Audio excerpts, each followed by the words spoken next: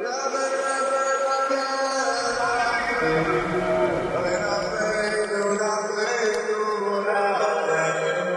we're gonna get going here. Welcome everybody. It's Canada Day here in Canada, so we might have a little bit less of a group than usual here. I know some people are out with family and whatnot, but we decided, despite a long day, that we're gonna come together and learn. So let's do it.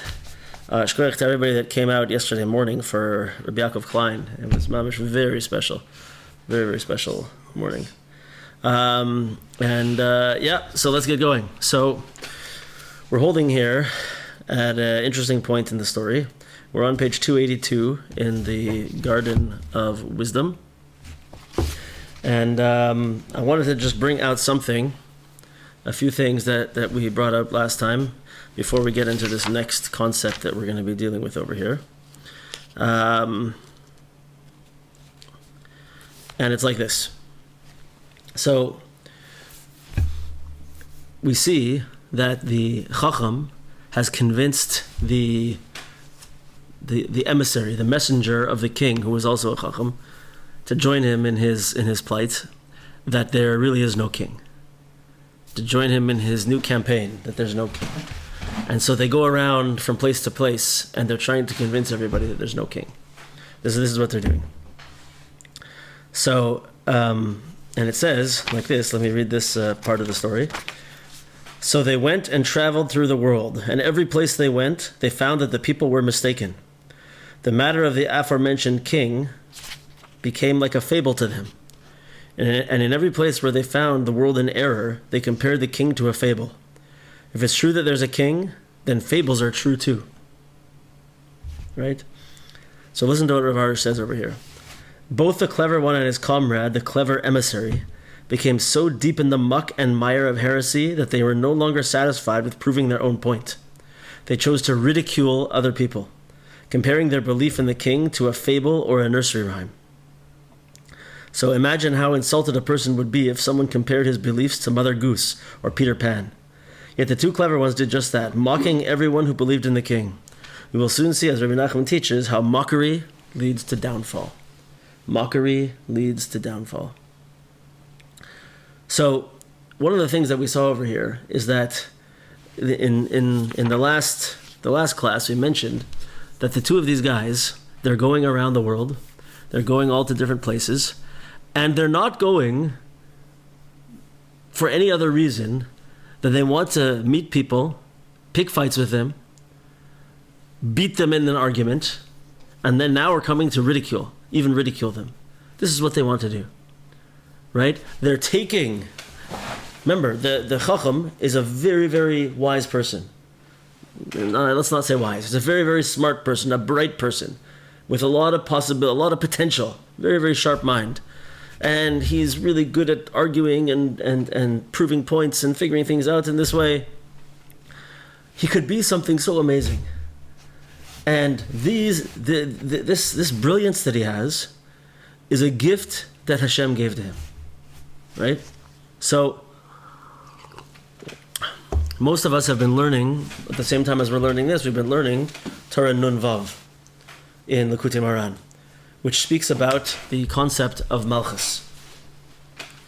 And over there, we say that Malchus is something that we have to use. Over there, we say it shows that Mordechai HaTzadik from the Purim story is the greatest representation of Malchus. And why? Because Mordechai HaTzadik used his power, his influence, only for Hashem. Like Rabbi Nachman says over there, Ki im LaHashem Yisbarach, only for Hashem. And he didn't take it for himself. Rabbi Nachman teaches us over there in Torah Nun Vav that when we use Malchus, when a person uses their power of Malchus for their own gratification, for their own needs, for their own, later on, for their own taivas, for their own desires, this puts Rabbi Yaakov Klein mentioned this idea that we're all like little cogs in a gigantic machine of the Malchus of Hashem, right? And it's actually a very good mashal. A cog is like a wheel with little teeth on it, and when it spins another wheel, and the wheel above it spins also. And there's different sizes of cogs, but imagine you have a machine where all of these cogs are all working together, and the teeth of one wheel is in the teeth of another wheel, and when they spin together. Like clockworks. Like if you look at a watch, they make a lot of fancy watches nowadays where you can see the cogs and the sprockets moving inside. So imagine if one of those cogs decides it's not going to do its job. So what happens? It stops the whole system from flowing. It stops everything from working the way it's supposed to work. And so we said in learning Torah and Vav that the main thing is we can't take our power of Malchus and influence and our abilities that we have to lead people and to guide people and to use them for our own benefit. Because if we do, we break the system. And then we experience what Rabbi Nachman says, he brings from Chazal, that harabanas mekaberes es ba'aleha. That the authority, the power, the Malchus is now going to bury me. Why? Because it's supposed to be flowing through me. I'm supposed to receive the gifts that HaKadosh Baruch Hu gives me. And I'm supposed to use them to give out to everybody else below me. Those who need to take from me. Those who I can help, I can build up, I can guide, whatever I can do for them. That's how it's supposed to go. It's supposed to flow through me. But if I choose to take for myself, I close off that tap, and now I get buried in the Malchus that's above me, because nothing's flowing through me anymore. I get buried.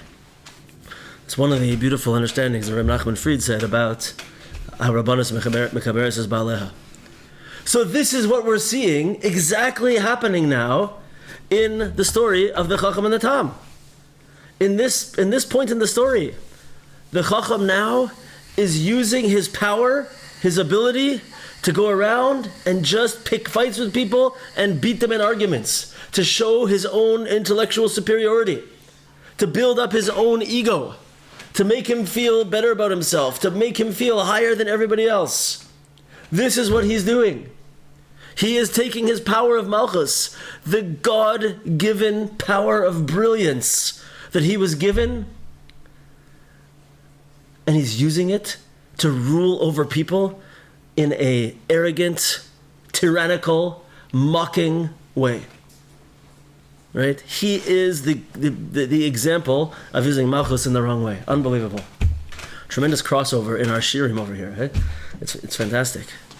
And now and not only that, now he's recruited the messenger of the king to his cause. And he's building up another facet that's going to go around and just try to raise themselves above other people and have authority over them.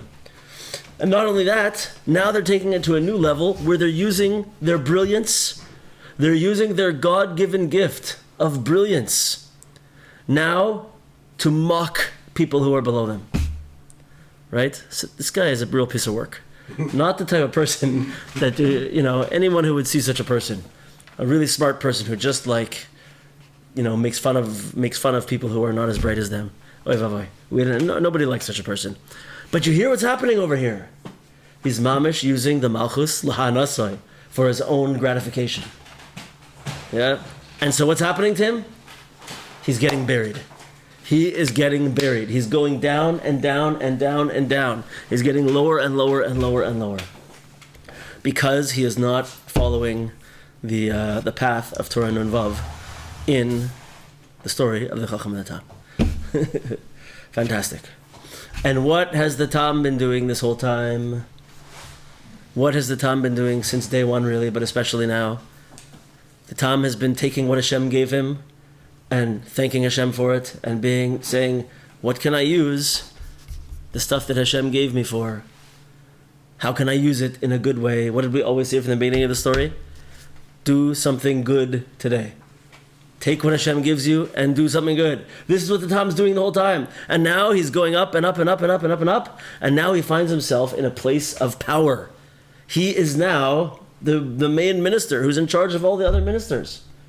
And what's he doing with his malchus now? What's he doing? Everything that Hashem gives him, every bit of power, every bit of influence, every bit of ability, he's just using it with tamimus. He's just using it for the good of the people, for the good of the malchus. He's doing everything with yashras. He's judging cases with an upright, righteous methodology. Everything he's doing is taking the power that Hashem gives him and only using it for the malchus of Hashem. Right? This is what he's doing. He is the perfect, beautiful example of using malchus in the right way.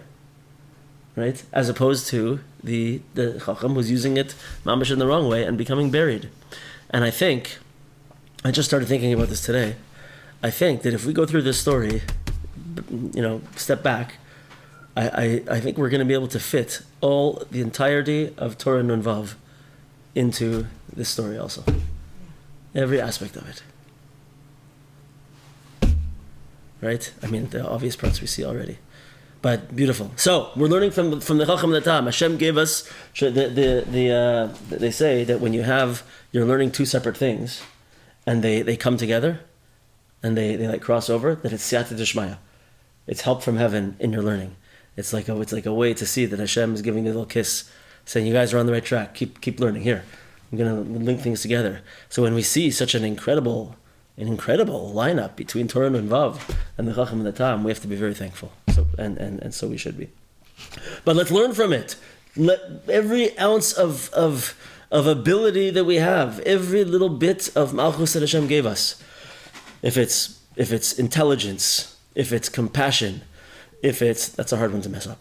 But if it's intelligence, if it's the ability to speak, if it's the ability to sing, if it's the ability to have a lot of money, whatever, if it's the ability to lead people in a workplace, in a school, in a family, whatever it is, everything that Hashem gave us, every talent we have to make sure that we're using it for the malchus of Hashem, and not to lift up our own egos.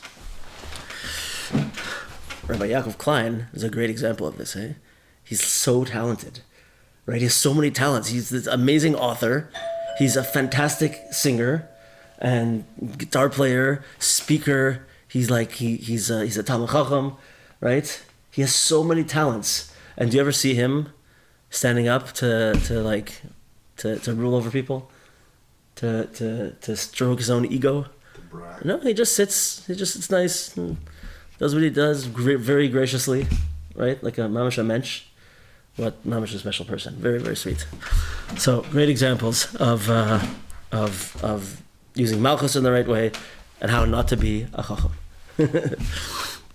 Okay, so let's go a little farther here now.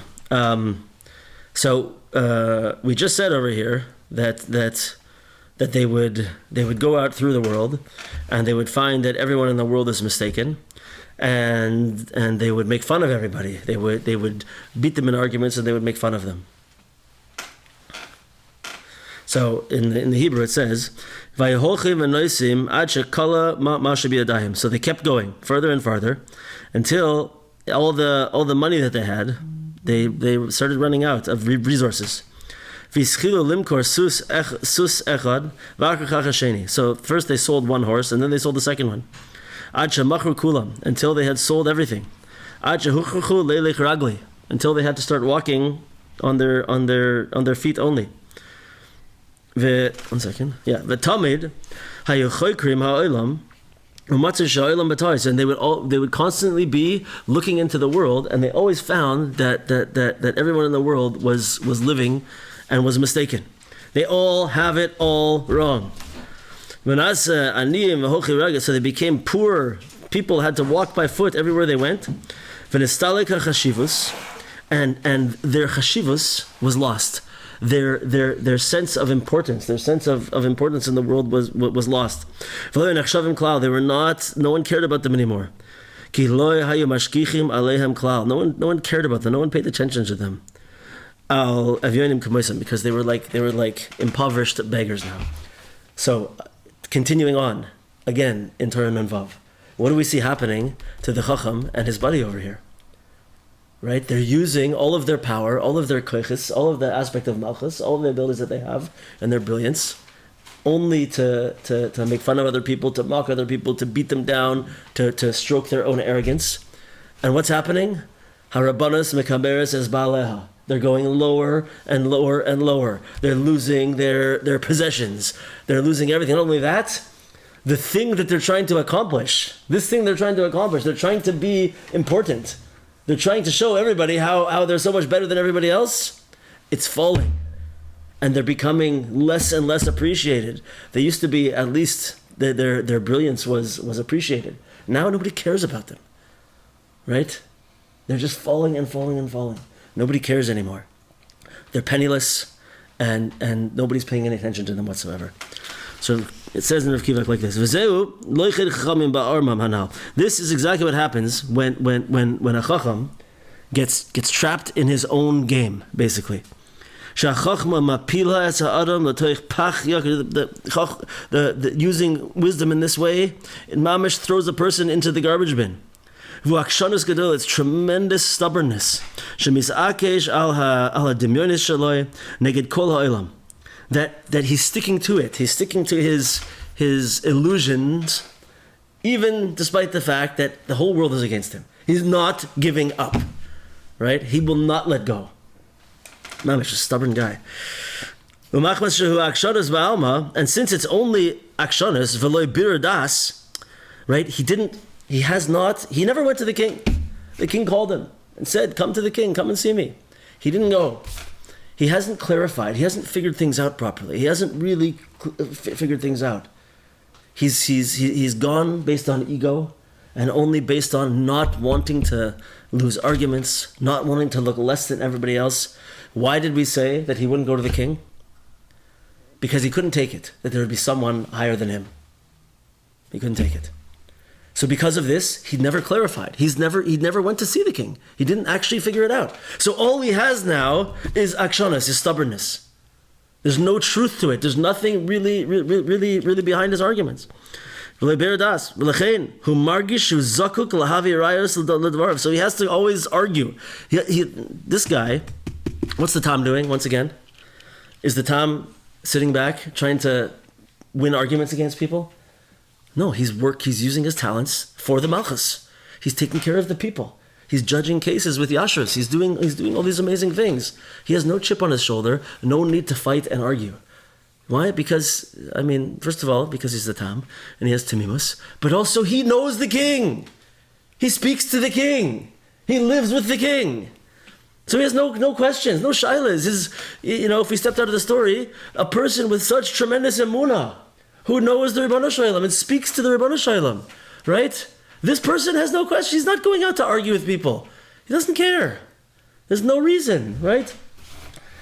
Like, remember, we saw many times from Rav Arush, He'amanti ki adaberu. I have emunah. Why? Because I speak to Hashem. I remember so clearly. There was many times he would say this to many people, Rav Arush, when he was here before. He would say, if you speak to Hashem, you have emunah. If you don't speak to Hashem, you don't have emunah. As simple as that. So the Tom talks to Hashem, talks to the king. He's there. He has no questions. This guy is just running around, always trying to fight, trying to argue, trying to prove. Like he's got such a chip on his shoulder. Oy, the poor Chacham. He's having a hard time. This is like what Chazal said in the Gemara in Brachos. Sha'apikorsis v'taivus moishchim es hanefesh. That apikorsis and desires. So I don't know if we've really defined apikorsis necessarily, but let's just give it a simple understanding. As often it's translated as heresy, but it's a person with crooked beliefs, right? A crooked belief system, and he denies. It's him. He's the denier of the king. Right? This is apikorsis. So apikorsis and taivus, they draw the soul of a person. Adam mishtagea mamash al yadam, to the extent that a person can become crazy from them. And he does many things that he wouldn't really want to do or he didn't want to do. And he can't get out of it. Right? Just like what happened to Parai, to Parai in Mitzrayim. Since he was such a person who, the question is like this. Everybody knows that Hashem hardened the heart of Parai. Right? Why did he do that? There's a lot of ink has been spilled on this subject, right? For sure. But simple understanding is that, I think this is the pshat of the Rambam, if I remember correctly, is that he was already on this path. This is who he was. He was already he was already being a big Rasha and doing things he shouldn't do. His mind was already set on this, right? So the Rebbeinu Shalom kept him going on this path, right? Even though his people were suffering because they weren't listening to the plagues and whatever, Hashem was like, no, that's who you are? Okay. Right? Like we always say, the way that a person wants to go, right? He gets led in that direction. This is Parah. This is who he was. Right? But it kept pulling him. In a certain sense, this is what we're saying over here, that such a type of behavior pulls a person further and further into it. HaKadosh Baruch Hu hiksha es libai, so Hashem hardened his heart, and took away his bechira, took away his free will. V'hika Isai ad shenevda Mitzrayim, and he smote him over and over again until Mitzrayim was completely lost. Right? So, similarly over here, these two things he's saying over here, taivas and apikorsis, they draw a person and they pull a person. When you get, like it's happening over here with him, he gets so involved in his argument, right? And he's already a Baal Gaiva. He's already a very arrogant person and a very insecure person. And he's getting further and further into it. He cannot give up. He can't do it. It's just going to pull him further and further, right? How, we're all human over here, right? And I'm sure I know everybody here does a lot of personal growth, and we're all trying to elevate, right? I'm sure that many of us, at certain times in our lives, were a little bit insecure, maybe a little bit arrogant, right? How much work does it take to be able to be a person that someone argues with you and tells you you're wrong, and you're able to say, oh, Taka, you're right. I am wrong. Right? Especially, people don't always do it in a nice way. Right? And they can hit you they can make fun of you, they can take you down to nothing. Right? And how difficult is it? How much do you have to work on yourself till you're able to say, okay, you're right. And be okay. Right? Be okay on the inside also. It takes a lot of work. And even if we should not get too happy about ourselves that we're talking about this, because Hashem's going to test us again. It's going to happen. It's going to happen again, right? But this person has never thought for 1 second about anova, about humility. Has never thought for 1 second that maybe there's something out there that I need to draw from. Someone greater than me that I could take wisdom from. Hasn't even occurred to him, right? And so now he's going to go out and argue with people. This is what I think it might be saying over here, that the apikorsis, this type of thought, pulls a person. How could the person let go? Right? The deeper you get in, the deeper you're in. Right? The same thing with taivas, of course, with physical desires. Everybody knows this. The Gemara tells us that with certain types of physical desires, that the more you feed it, the hungrier it gets. Right? The more you feed it, the hungrier it gets. The more you get involved in physical desires, the more you're drawn to them. Right? And so it's the poor Chochom, I'm telling you, I feel so bad for him. He's in an impossible situation. He's like Paro already. It's very hard for him to find a way out. And we're coming up to the place now where he has his last chance to be pulled out. What do you think's going to happen?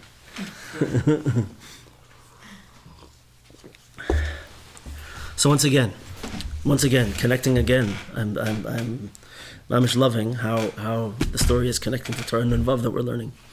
But once again, the more that we realize that everything that HaKadosh Baruch Hu gives us is there for us to give into the Malchus, to use in the Malchus of Hashem, right? To give to those who we can help, and to use in a way that we're making a Kiddush Hashem in the world and giving it out, and as opposed to using it to build myself up, and to turn to build my ego, to build my bank account, whatever it is that's going to make me feel good, right? It's not for us.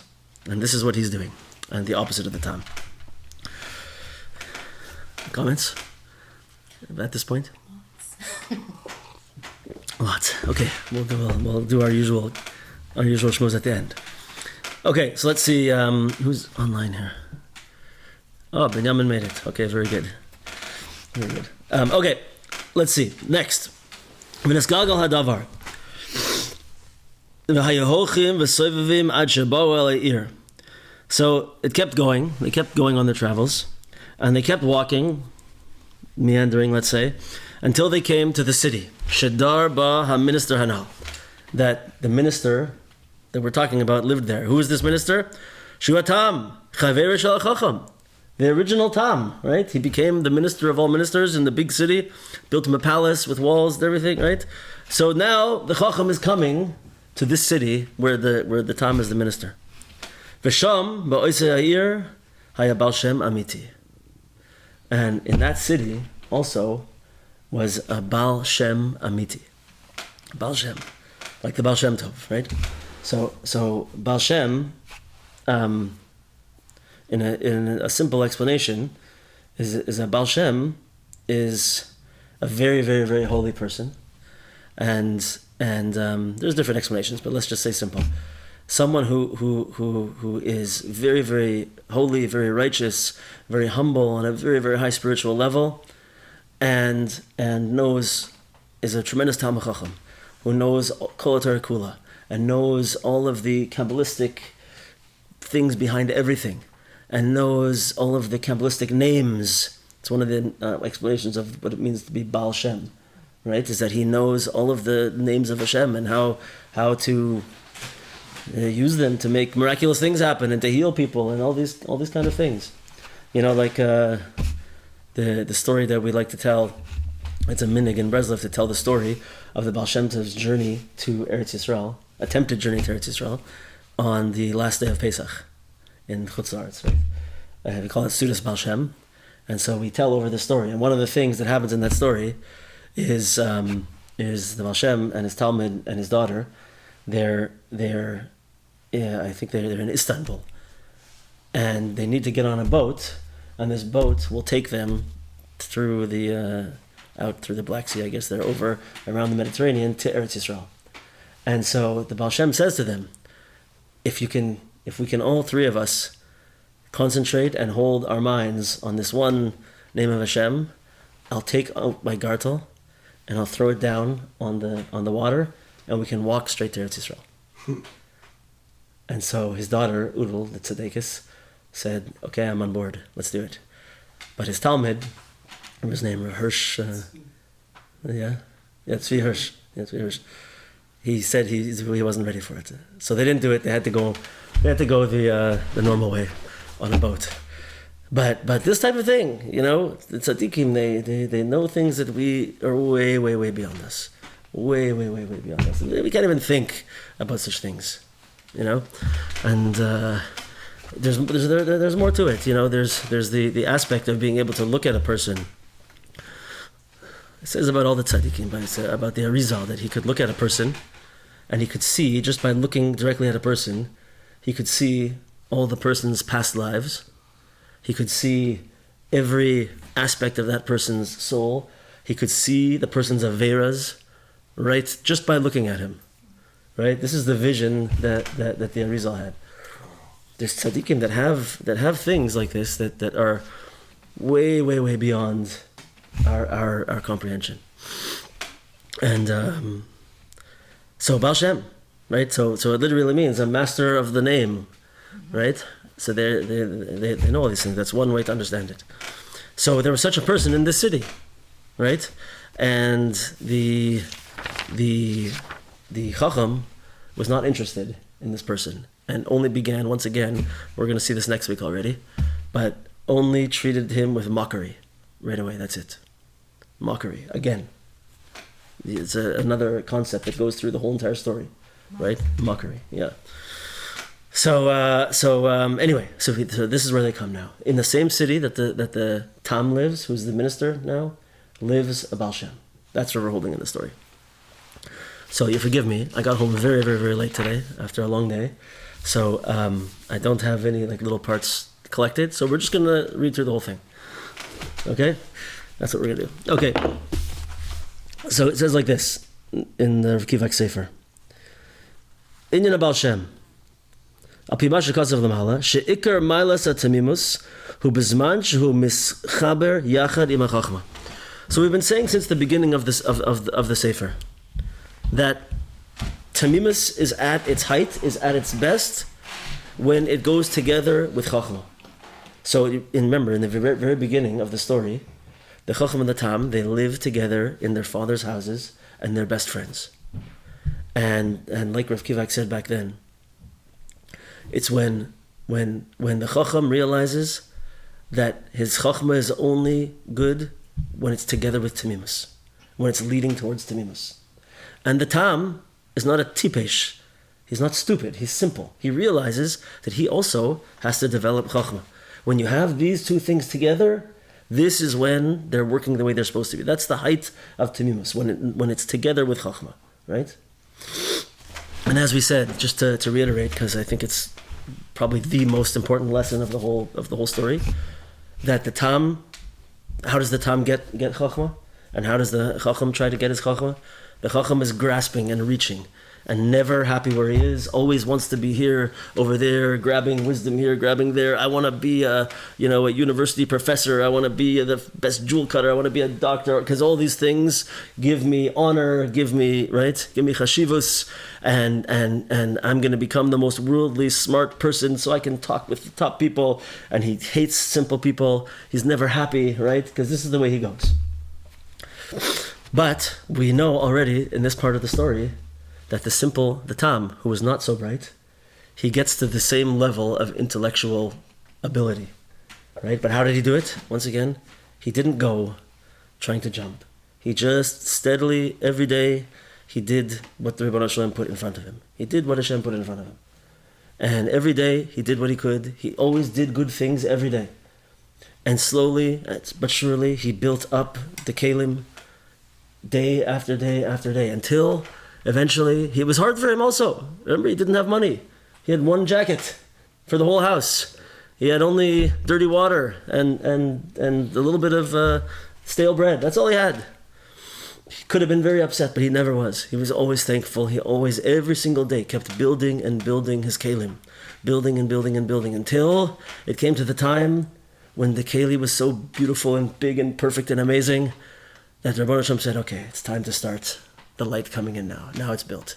And he started slowly growing and growing and growing and becoming more wise and learning languages and being able to be brought closer and closer to the king, until he finally gets to go and actually meet with the king himself and speak to the king. And the king speaks to him in tremendous, wondrous ideas and languages and worldly things, right? This is how we got. But he didn't ever do it by saying, you know what, I really want to be a smarty pants. I'm gonna show them how smart I am. Never once, right? He just slowly built it up. So it's that tamimus that was always leading towards chachma, but in a very spiritually healthy way. This is the way of the Tam. Okay. Ki ikar brias ha'olam haya bishvil shenakir es Hashem. The main purpose of the creation of everything is that we should be able to find and recognize Hashem. Al yadei, through chachma, through wisdom. Sheistakal ha'adam b'seichel shel kol davar. Like Rabbi Nachman says in Torah Aleph, that a person should constantly be looking everywhere to see the divine wisdom in everything. Right? This is what we're supposed to be doing. Aval ima chachma to'im harbe. But if the chachma can also take us down mistaken paths, And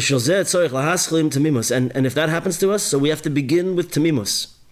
Not only if that happens, but because chokhmah, because wisdom can take us down all these bad paths and it can give us arrogance and all these things that we talk about, we have to start with tamimus.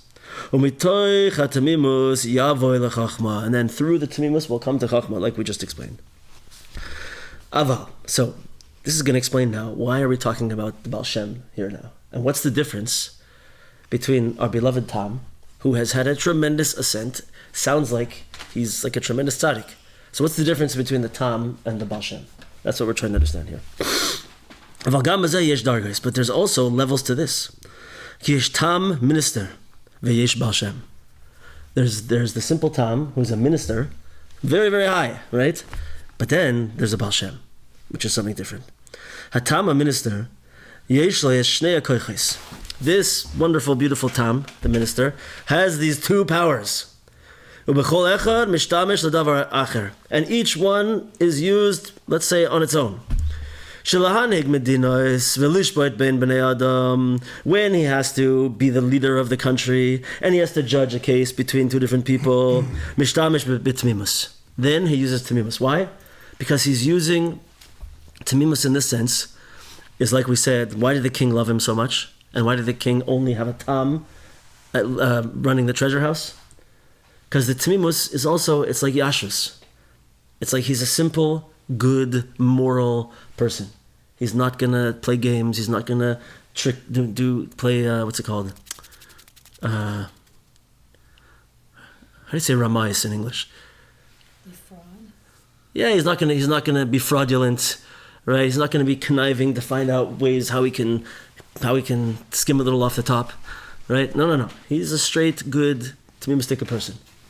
Yeah. So when he has to do these things for the country and judge people in their court cases, he uses his beautiful, holy, simplistic, moral ability. But to speak to the king, when he's speaking with the king, then he uses chokhmah. Like we said earlier.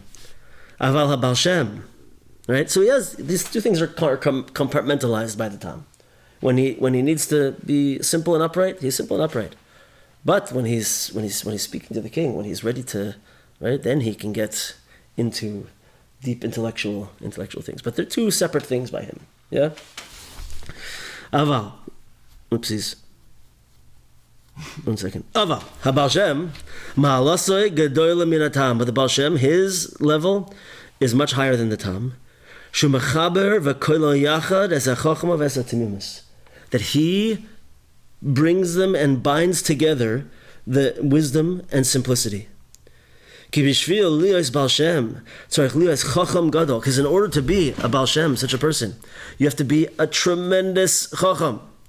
Shari kedushas hashemos hu chochma nifla, because the holiness of the names of Hashem, the names of the malachim, all these kabbalistic things, it's a chochma nifla. It's a wondrous wisdom. You have to know everything in order to be able to understand this. All holy wisdoms have to be at your fingertips. The entire, all the writings of Kabbalah, it reminds me, like nowadays, people speak about Rav Shimon Morgenstern like this. Like he has everything at his fingertips. Not just he read them all, right? But everything is like right at his fingertips. The whole Kol HaTorah Kula and all the Ashkenazi Kabbalah, the Sephardi Kabbalah, the school of the Gra, the school of the Ramchal, and everything. He's got it all, right? I don't know, right? But this is what you have to have in order to be such a person. The whole gamut of everything. You have to be a tremendous chacham, he's saying. And it's through this wisdom, that's how such a person is able to perceive the very root of anything. As kol mashanase b'olam, everything that's happening in the world. Kol ha'aliyos v'hanafilos, all of the ascents and the descents. Umadua hutzrach adam lipo l'makam shenafal. Why? What can you imagine? How many times do people ask such a question? Why did I have to go through this? Why does it have to be like this? Why, right? Such a person is able to see in the world, why did there have to be a nefila? Why did a person have to fall? Why did a person have to struggle and go through this difficult time? And what does the person have to do to have a tikkun? To rectify his issues. Right? By the way, I don't really know what I'm talking about, but I think that when such people, like, just because such a person knows what's going on with a person and can see them like that, they don't just tell them, oh, here's everything that's happening to you, here's you had this past life and this, and oh, you're struggling with this, right, and you're gonna have to fall, and then I know everything that's happening with you, I'll tell it to you, and then everything will be fine and you'll be okay, right? It doesn't work like that.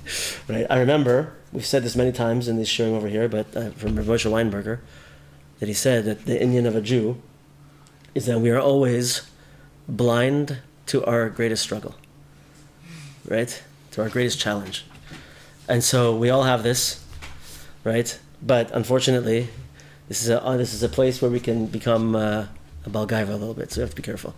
Because we can only see it in other people, right? Because you could look at someone else and you could see what they're struggling with and all their difficulties, and you can look at them and see everything that's wrong with this person, and it's clear, right? This person struggles with, I don't know, whatever it is, right?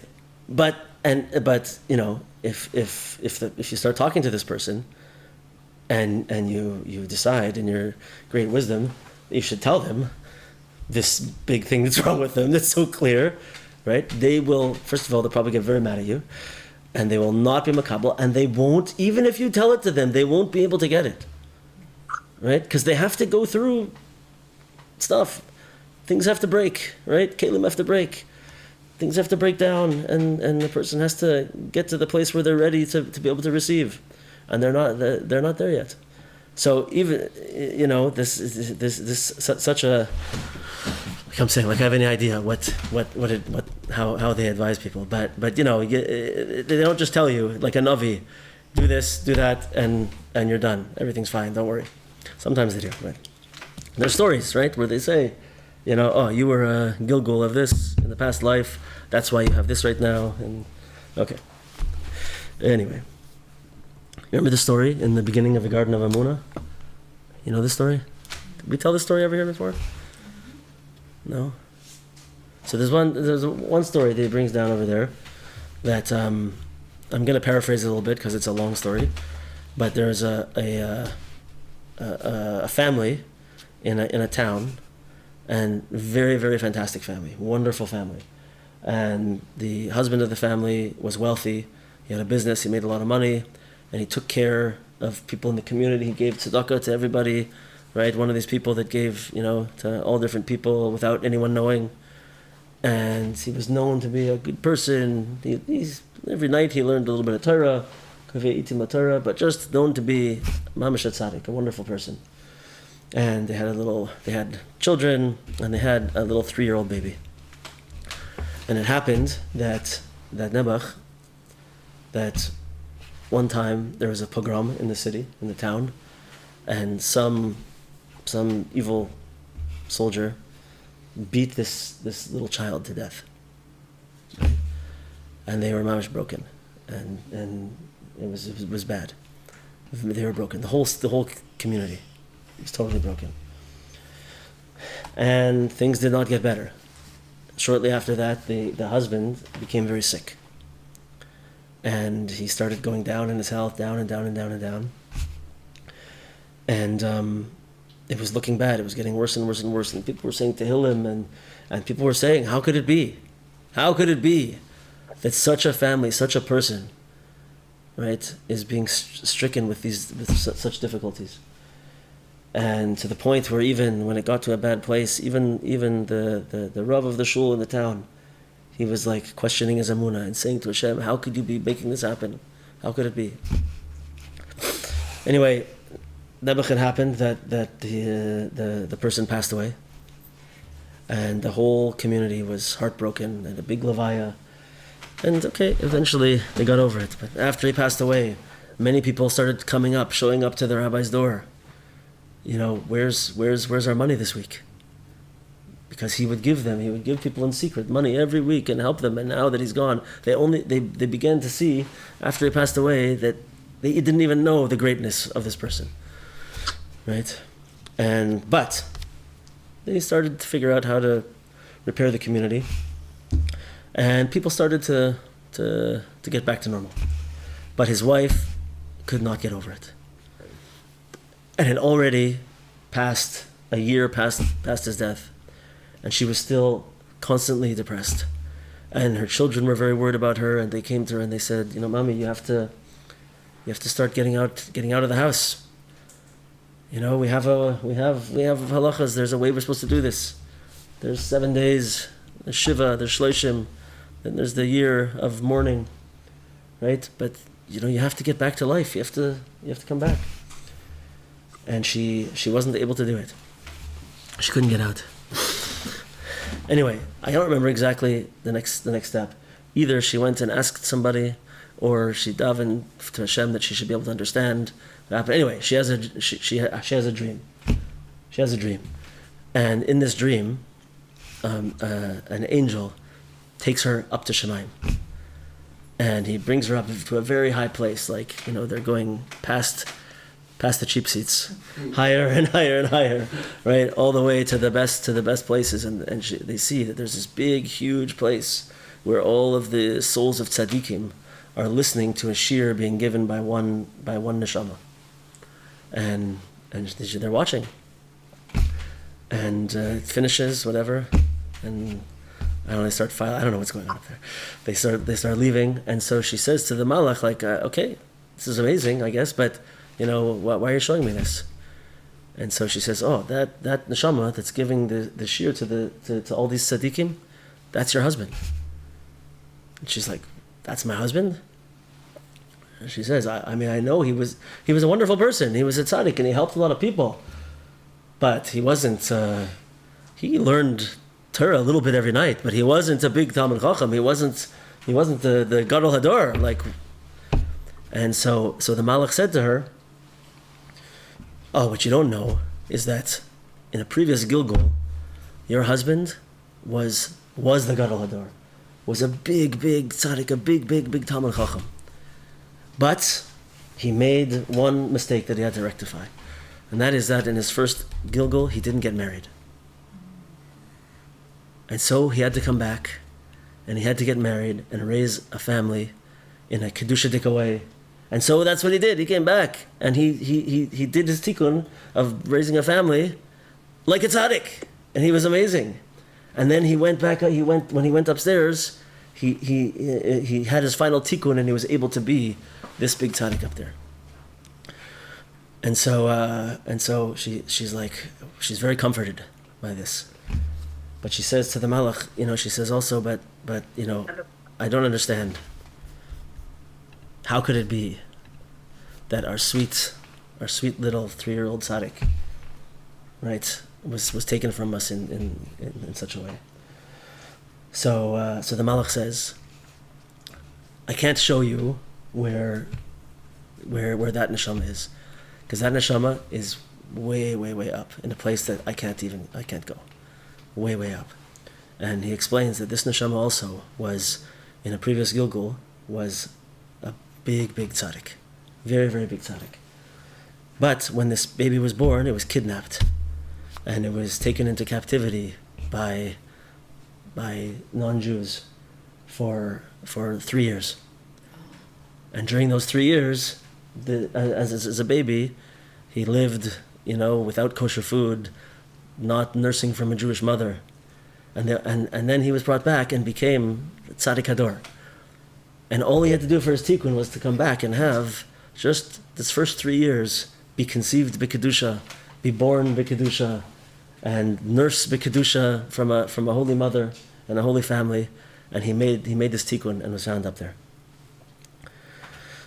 So this story, of course, is in the Sefer the Garden of Emunah, and it's meant over there to help us to understand that we don't know everything that's happening. We don't know. When difficult things are happening to us, right? We don't know, and we don't have to know. It's okay. The Baal Shem is taking care of us. He puts us where we're supposed to be. He gives us what we're supposed to have. And it's just to help us understand that there's much more than we realize is going on, right? But I thought about the story over here because it's a good story to give us a little hint about what we're talking about here. Someone who's such a person like a Baal Shem, who the words that Rav Kivak used over here. Listen to this. Through all of this tremendous wisdom he has, he's able to see the root of everything, right? So when the Arizal looked at a person, he didn't just say, this guy looks like he's had a tough time. He could see the root of the person's soul. He could see deep into the person, right? This is what it means, such a tzaddik. So let's just, where are we holding here? Okay, a few more minutes. So he says, because through the light of wisdom, of Chochmah, it's possible to see everything on such a level. But even so, even though he knows it, he's on such a level, when it comes to his avodas Hashem, hatzadik mashlich es kol hachachmos, the tzaddik throws off all of the wisdom. And he serves Hashem with absolute simplicity. This is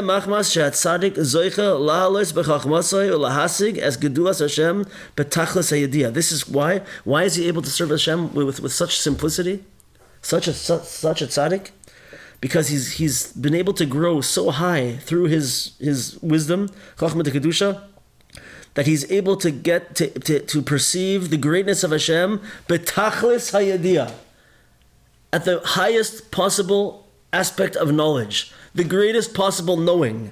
He's able to know Hashem. Until the extent that he's able to understand that from the greatness of Hashem, he's not able to actually understand anything. He's able to see Hashem on such a high level that when he sees finally that high level, that very, very great perception of the greatness of Hashem, he realizes that he's nothing. And he knows nothing about Hashem. Right? So he becomes a tam, he becomes simple, but it's not separate from the wisdom. It's because of the wisdom. And together with the wisdom, he gets to such a place that he's forced to be a tam. He just becomes a tam in his avodas Hashem. Right? It's like they say about Reb Zusha and Reb Noam Elimelech. They were brothers, and they were the big tzaddikim, talmidim of the Baal Shem Tov. But when they were serving Hashem, especially stories about Reb Zusha, they with absolute simplicity, right? They would dance. They would disguise themselves in pauper's clothing and go around so that they could serve Hashem, without being honored all the time. Just as simple people. One of the famous stories about David HaMelech, right, is that he was dancing in front of the Aron. And he was dancing a little too wildly for his wife. I think it was his wife, Michal, if I remember correctly. Yeah. And she chastised him. She's like, you're the king. You can't dance this way. What are you doing? And she was punished for this. Right? Because he was serving Hashem with tamimus, with simplicity. And when someone serves Hashem with simplicity, he can feel like a child. He can feel like, right? Like all the inhibitions are gone. So this is the difference between over here what we're saying between just someone like the Tam who grows and grows and grows and gets to a tremendous level, right? And he's a tzaddik. But there's a difference between him and a Baal Shem. And this is the person who was in the city where they were coming to now. And this is the person that I think is the last person who could help the Chacham, who could save the Chacham, who could give him what he needs, right? let's just finish off a little bit of this in the Hebrew over here, and then we'll stop. He throws off all the chachma and serves Hashem with tmimus.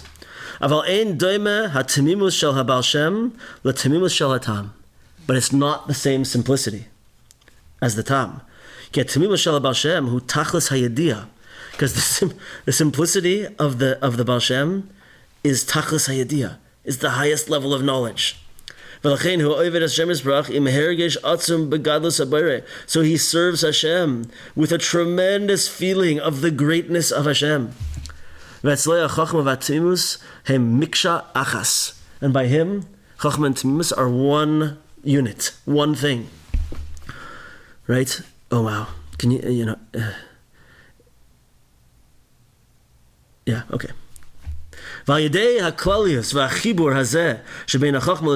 it's through the togetherness and the oneness that exists between the Chochom and the Tmimus by the Baal Shem.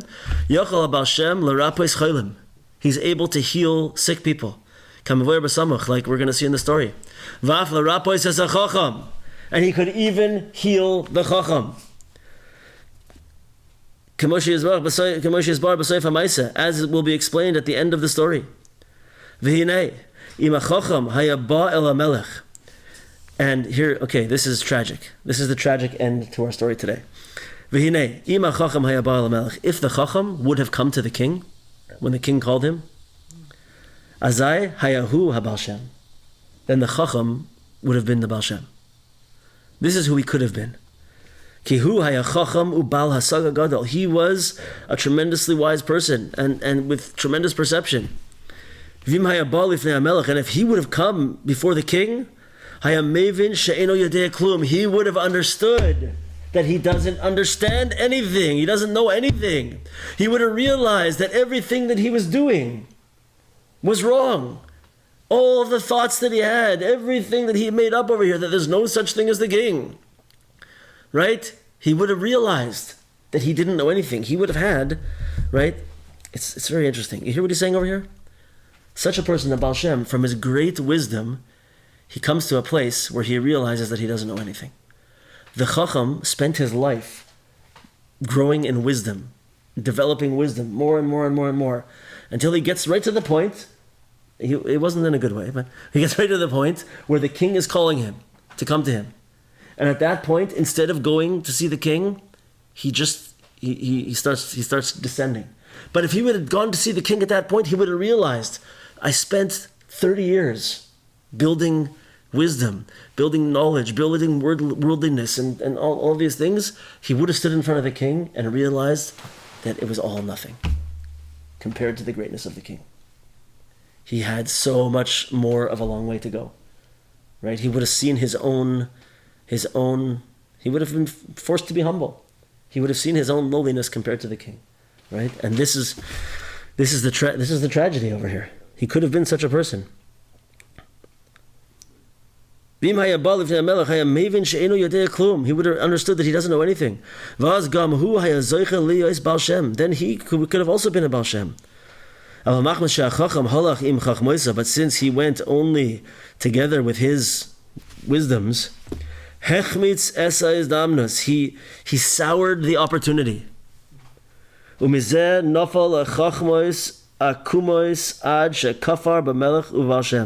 And through this he fell into crooked wisdom, to the extent which he denied the existence of the king and of the Baal Shem.